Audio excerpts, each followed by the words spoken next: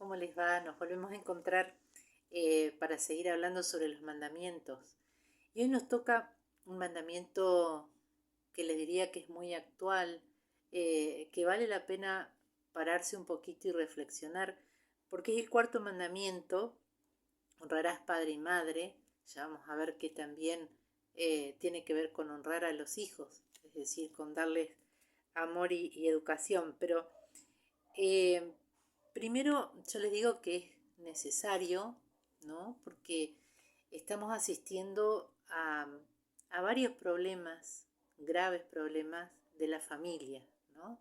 Entonces, comenzar a hablar de este mandamiento resulta complicado, un poco difícil, y por ahí en algunos puntos sensible para aquellos que vivieron o están viviendo este tipo de problemas familiares que pueden ser de todo tipo, ¿no?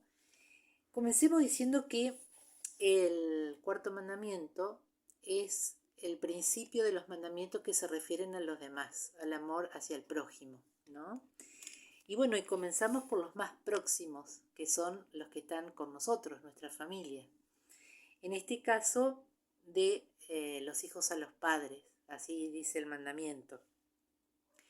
Entonces, fíjate que en el catecismo, yo te lo nombro muy seguido porque vale la pena conocerlo. Existe el catecismo más largo y un compendio más pequeño, más sintético del catecismo.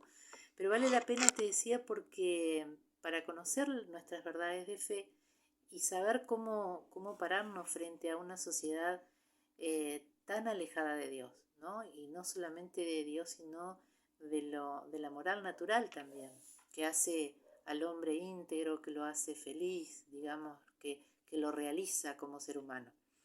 Bueno, te decía, el catecismo dice sobre San Pablo, ¿no? Respecto de estos mandamientos que hablan sobre el amor al prójimo: el que ama al prójimo ha cumplido la ley. ¿Mm? Creo que era San Juan de la Cruz que decía algo parecido a que en el último instante nos van a juzgar por el amor, ¿no? Así de sencillo, con una sola palabra: el amor.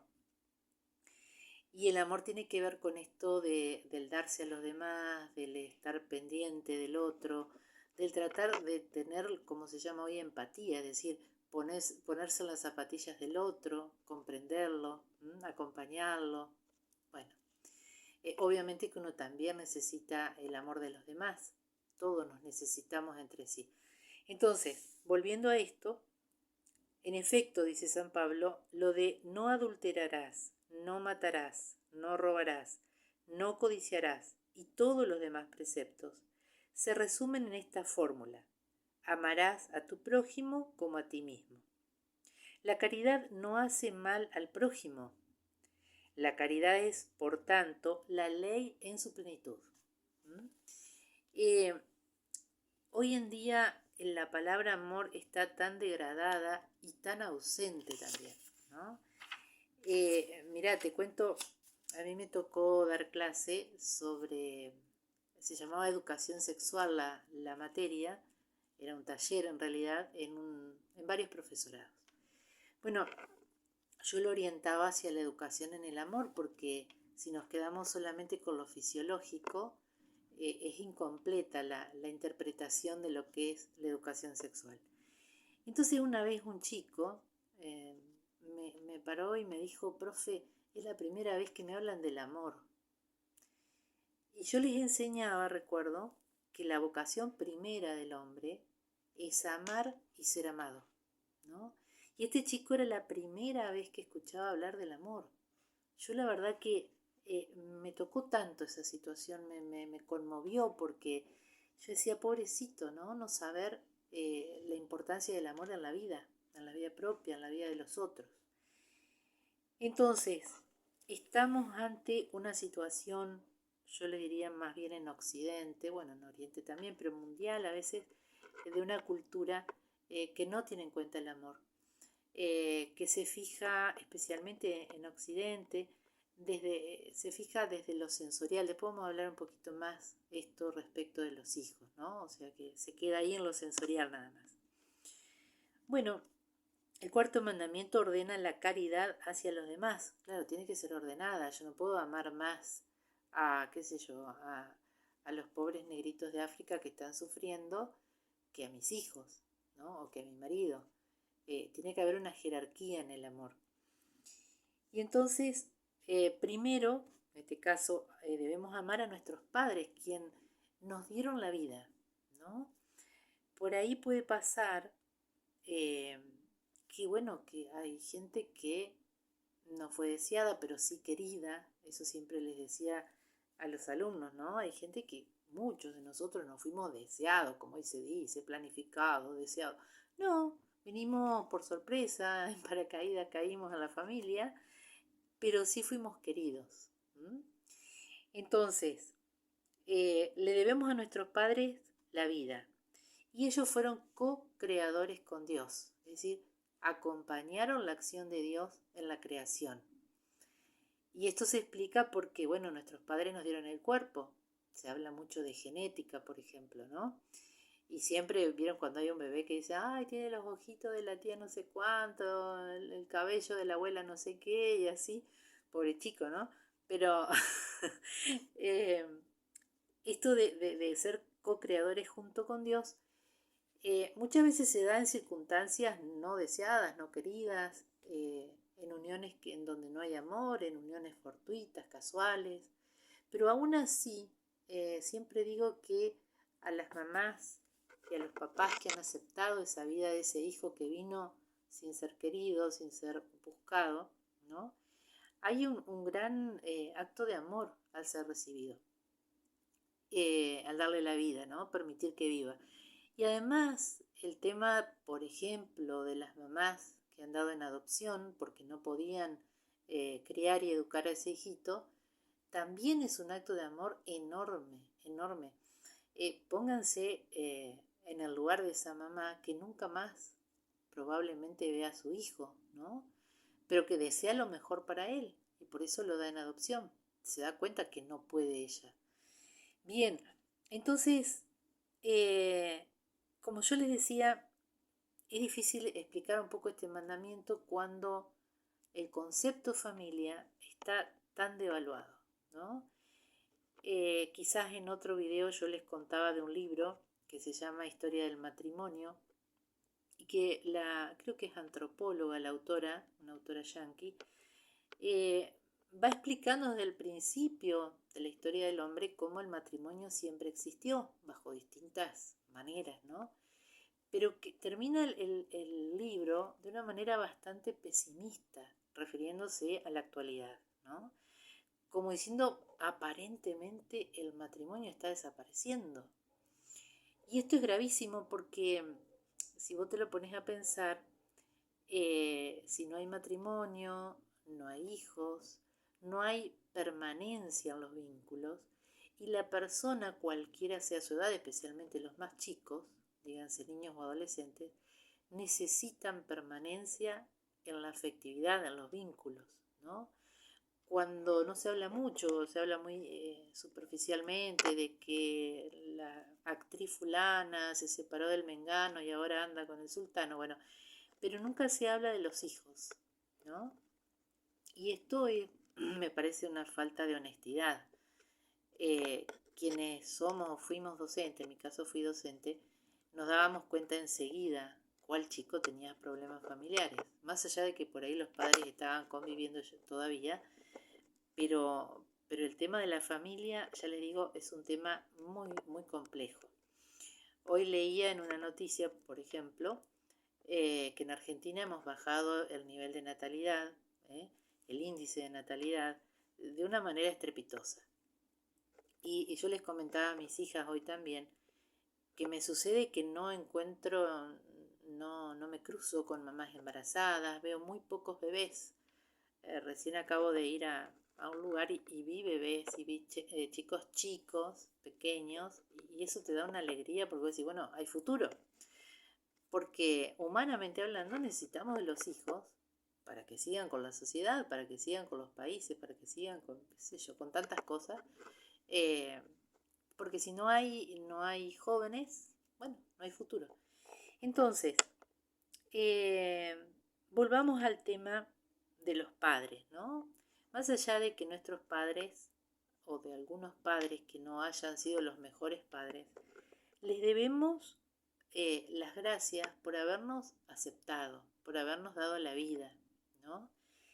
Muchos de ellos se dieron totalmente a la crianza y a la educación de los hijos, otros no tanto, otros han sido ausentes o están ausentes, pero aún así, le debemos esa, esa caridad, digamos, por el hecho, repito, de habernos dado la vida.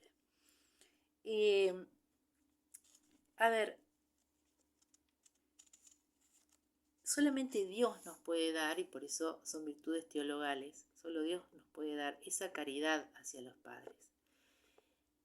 Se nota esto cuando hay hijos, que cuando los padres ya son ancianos, se dedican a ellos como mejor pueden, porque, a ver, hay gente que no puede cuidarlos porque trabaja, porque tiene su propia familia, tiene que dejar a su padre o a su madre en un geriátrico, pero aún así se sigue preocupando, los sigue visitando. Otros que tienen la posibilidad de cuidarlos en su casa, y eso está muy bueno, ¿no? Porque para una persona mayor salir de su casa es terrible. Pero aún así le debemos a nuestros padres esa caridad. Hablo de esto porque hoy en día muchos chicos, bueno, tienen padres muy narcisistas, egoístas, que por ahí quieren seguir siendo adolescentes y ponerse al mismo nivel que los chicos, no son padres referentes. Bueno, entonces cuesta decir, anda y ama a tu mamá y a tu papá, ¿no? Cuando los chicos están llenos de quejas y bueno, y de frustraciones respecto de sus padres. Si esos padres nos han hecho algún tipo de daño, puede haber daños físicos, puede haber daños psicológicos, que son los peores, conviene también, y está muy bueno, pedir perdón por eso que han hecho, ¿no? Y pedirle a Dios que los perdone, que los ayude, ¿sí? A darse cuenta, a rectificar eso que hicieron. El cuarto mandamiento también se refiere a todas las vinculaciones con aquellas personas que tienen autoridad sobre nosotros, ¿eh? Especialmente en los más chicos. Bueno, acá aparece el término autoridad. Es un término, un concepto que lamentablemente hoy en día no se lo tiene en cuenta. Se trata más bien hoy en día de pensar que somos todos iguales, y no somos todos iguales. Hay personas que tienen más experiencia, más sabiduría, más conocimiento, y esa es la persona que tiene autoridad. Autoridad significa, mejor dicho, aquel que sabe. Y obviamente el padre, la madre, sabe más que el hijo. Entonces, a ustedes les habrá pasado, quizás cuando eran adolescentes, a mí también me pasó, que uno está en una situación de rebeldía cuando los padres trabajan de padres, por decirlo de modo metafórico, ¿no? O sea, son adultos y te ponen límites.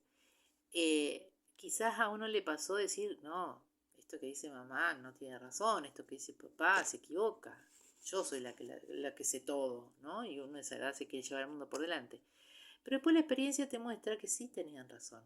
¿Por qué? Porque tenían autoridad, porque sabían, porque habían pasado por circunstancias parecidas, ¿no? Y de alguna manera nos querían cuidar para que no pasáramos nosotros por esas circunstancias que nos podían hacer daño. Bueno, esto yo te decía, no es solo un mandamiento que es de hijos a padres, sino también de padres a hijos. Y por eso acá nos encontramos, como te decía recién, como te afirmaba recién, con una cultura bastante abandónica, llamémosle así, de los padres hacia los hijos.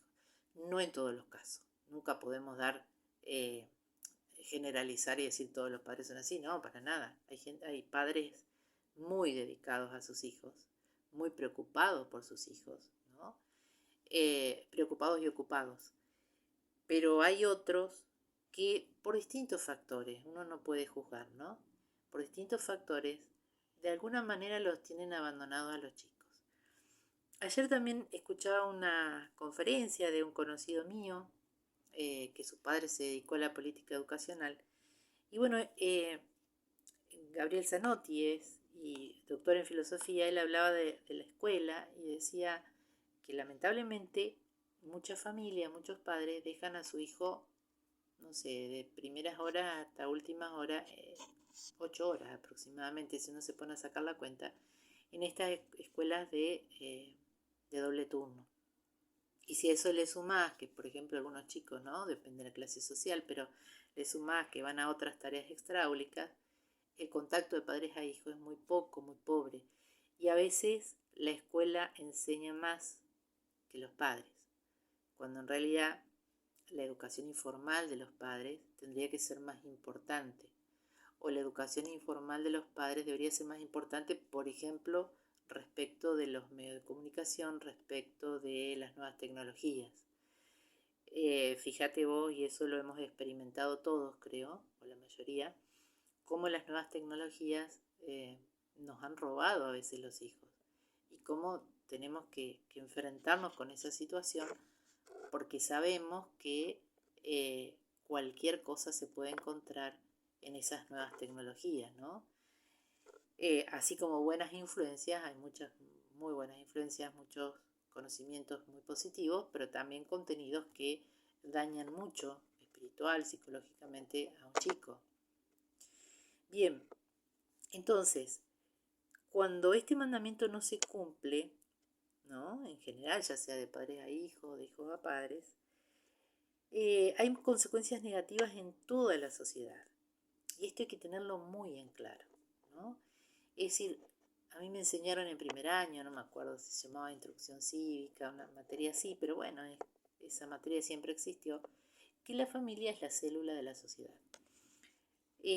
Tomás Alvira, un autor español, explica que por qué es la célula de la sociedad. La sociedad es como un organismo que está compuesto por células.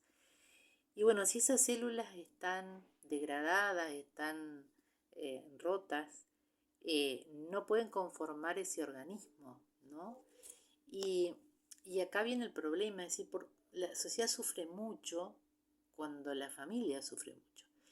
Fíjate vos, la delincuencia, fíjate en la drogadicción, fíjate en los suicidios, eh, cuántas cosas que tienen que ver con la familia, ¿no? El mismo tema corrupción, que tanto a veces nos ponemos a hablar, eh, cada persona que es corrupta ha nacido en una familia. Esto no quiere decir que la familia sea determinante de las conductas de los hijos. Los padres no son determinantes de las conductas de los hijos.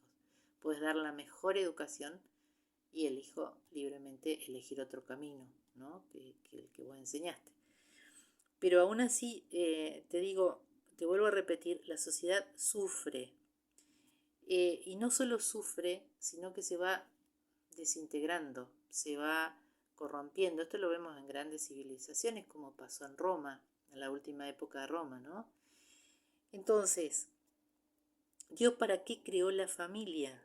¿Sí? Dios la crea para el desarrollo biológico, psicológico y espiritual de las personas. Hay una cosa lindísima, ¿no? Que es propio de la familia, que en la familia debería haber, o hay, lo que se llama un amor incondicional. Es decir, a los hijos se los acepta tal como son. Y vos me dirás, sí, qué fácil se dice. Sí, es verdad. Se dice muy fácil, pero es complicado llevarlo a cabo. Pero si se puede llevar a cabo lo más posible, es decir, aceptar a las personas como son, uno comienza a tener un nombre y apellido, un sobrenombre si vos querés, y uno es en la familia alguien, no algo. En la sociedad no hay amores incondicionales, hay requisitos, hay condiciones para ser ciudadano, para ser alumno, para ser, no sé, en un trabajo oficinista, lo que vos quieras. Pero salís a la sociedad y te pone condiciones. Ahora, dentro de la familia no debería haber condiciones. Esto no te estoy queriendo decir que no hay que poner límites y normas morales y lo que sea, ¿no? Pero sí, como decía el Papa Francisco, esto de las palabritas mágicas, decía una cuñada mía, el por favor, el gracias, el perdón, todo ese tipo de palabras ayudan mucho a la convivencia y hacen que la persona se sienta aceptada, se sienta querida, ¿no? más allá de los defectos o físicos o psicológicos o morales que tenga. Y vuelvo a repetir, esto de que en la familia somos alguien, somos reconocidos, tenemos nuestra, o desarrollamos, o deberíamos desarrollar nuestra propia personalidad. A veces se desarrolla de modo incompleto o de modo enfermo, podríamos decir. Bien, vamos a la familia cristiana. La familia cristiana es el reflejo del amor de Dios, ¿no? Entonces, cuando hablamos de familia cristiana, hablamos de una familia en donde hay armonía, en donde, como yo te decía, hay perdón, en donde hay comprensión. Hoy en día es muy necesaria la comprensión, ¿no? Especialmente de nosotros padres hacia nuestros hijos. Porque si tenés hijos adolescentes, te pasará que no entendés desde tus puntos de vista, desde tu educación, no entendés el tipo de conductas que están teniendo, por ejemplo, respecto del alcohol, por ejemplo, respecto del sexo. No lo entendés, pero hay que tener en cuenta en qué cultura, en qué sociedad, en qué educación informal están metidos ellos, ¿no? Y esto, como yo te decía, viene de la comprensión, que yo le diría que el amor se define especialmente por la comprensión, porque si vos comprendés a alguien le tenés paciencia, ¿no? No tolerar, la palabra tolerar no sería lo mejor, lo amás realmente.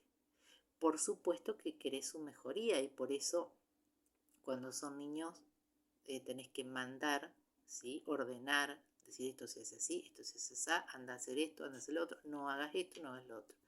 Y cuando son adolescentes tenés que trabajar más con el consejo, con la escucha, con la comprensión, que te digo que no es fácil, nada de esto es fácil para los que somos padres en estos días, ¿no?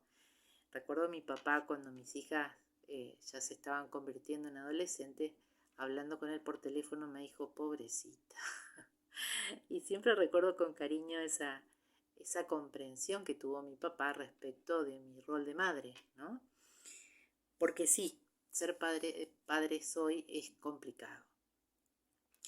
Bien, esta familia cristiana está llamada a la oración en común, especialmente cuando los chicos son chicos, que nos vean rezar, porque se enseña mucho, mucho con el ejemplo.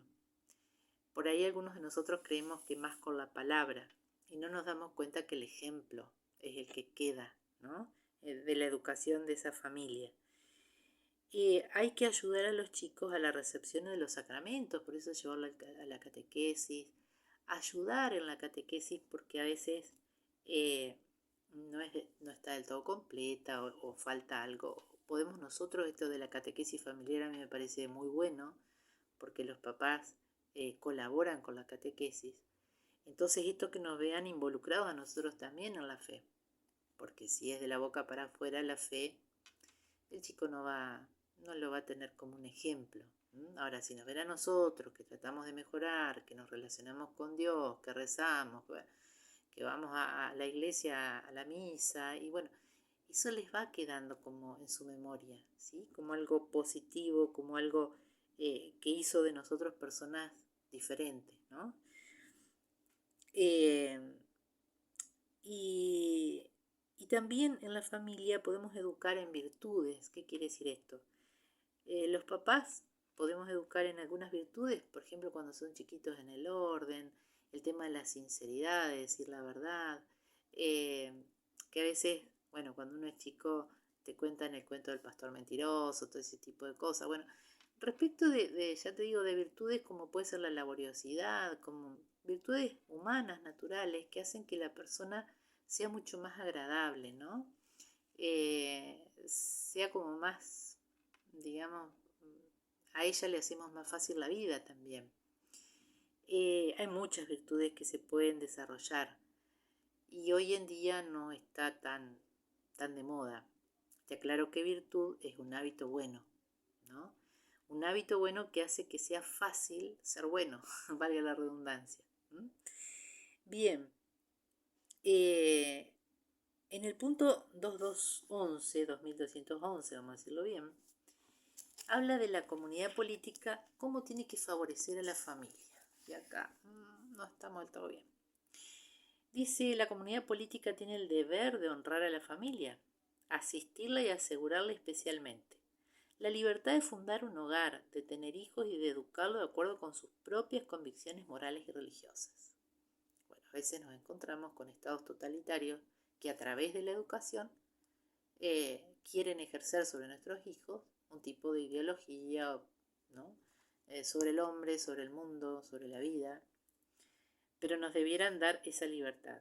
También, agrego yo, deben, digamos, el Estado tiene que garantizar, ayudar a que los chicos jóvenes puedan fundar familias, porque a veces los chicos no consiguen trabajo, siguen estudiando y estudiando y estudiando y no pueden formar una familia porque, bueno, no tienen medios económicos.